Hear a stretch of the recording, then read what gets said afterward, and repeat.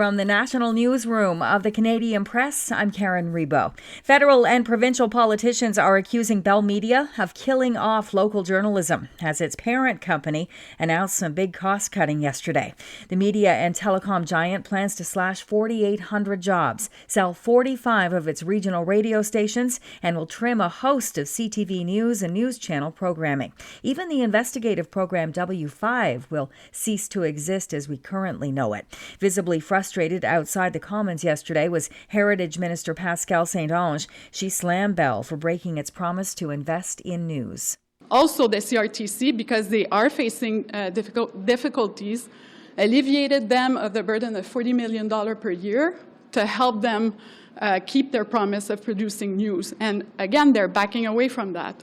Bell is blaming its labor cuts on the federal government, saying Ottawa took too long to provide relief for media companies. Experts say this week's apology by the London, Ontario police chief for the 6 years it took to lay sexual assault charges against 5 pro hockey players marked an important step in acknowledging harm, but it lacked key elements needed to demonstrate full accountability. Citing the court case against the 5 former members of Canada's 2018 World Junior Hockey team, Chief Tai Trung repeatedly declined to explain why the case was closed without charges in 2019 or what prompted its reopening in 2022. Brock University professor Shannon Moore, whose research focuses on restorative justice, says an effective apology needs to reflect the whole truth of the harm caused by the delay and eventually the reasons and meaningful change. The family of 3 Canadian men says they were taken from their home in the Gaza Strip during an overnight raid Wednesday by Israeli forces. Yasmin Alega says her uncle and 2 American-born cousins are missing. She says the Canadian government response has been lax.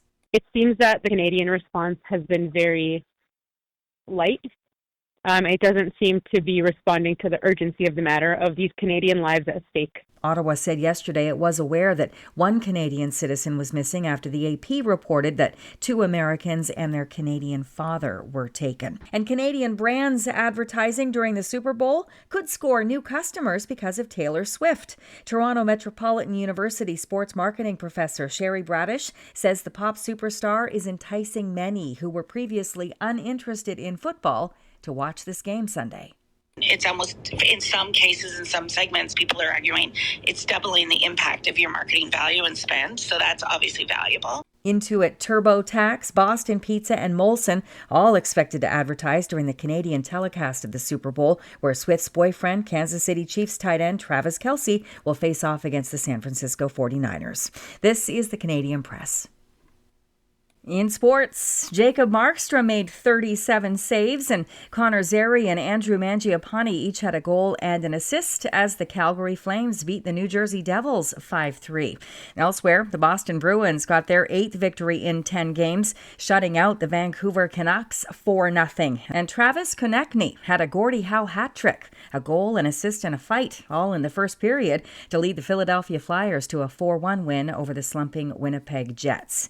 In football news, Lamar Jackson was a near unanimous choice for his 2nd AP NFL Most Valuable Player award. Baltimore's All-Pro quarterback led the 14-5 Ravens to the NFL's best record in the regular season, but they lost to the Kansas City Chiefs in the AFC Championship game. And in swimming, Toronto's Summer McIntosh beat all-time great Katie Ledecky of the U.S. in the women's 800-meter freestyle and set a Canadian record in the process.